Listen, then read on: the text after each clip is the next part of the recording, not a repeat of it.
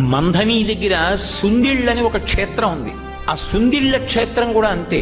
నరసింహస్వామి, యోగ నరసింహస్వామి. అసలు ఆ క్షేత్రానికి బయలుదేరితే బాహ్యాంతర శౌచములు లేకపోతే అసలు ఆ ఊరికి వెళ్ళనివ్వడు. దారి తప్పిపోతుంది కారు, ఇంకోవైపుకి వెళ్ళిపోతుంది. ఆ ఊళ్ళో ఉన్న వాళ్ళు కూడా తీసుకెళ్లలేరు. నాతో స్వయంగా అక్కడ వేద పండితులు చెప్పారు, ఆ ఊరు వెళ్ళలేము, దారి మర్చిపోయి ఎటో వెళ్ళిపోతుంది కారు. ఒకవేళ వెళ్ళినా ఆ దేవాలయం రాజద్వారం దాటి అడుగు లోపలికి పెట్టలేరుట, స్పృహ తప్పి పడిపోతారు. ఆయన అనుగ్రహము ఉంటేనే లోపలికి వెళ్ళడం. నేను ఆ క్షేత్రానికి వెడతాను అని అడిగినప్పుడు కూడా నన్ను తీసుకెళ్లినటువంటి వేద పండితుడు ఏం చెప్పారంటే, అయ్యా ఇత పూర్వం ఒకసారి నేను ఒకళ్ళని తీసుకెళ్లబోయి దారి తప్పిపోయాను, నాకే గుర్తులేదు ఆ ఊరేమిటో. ఆ ఊరికి ఆ ప్రభావం ఉందండి.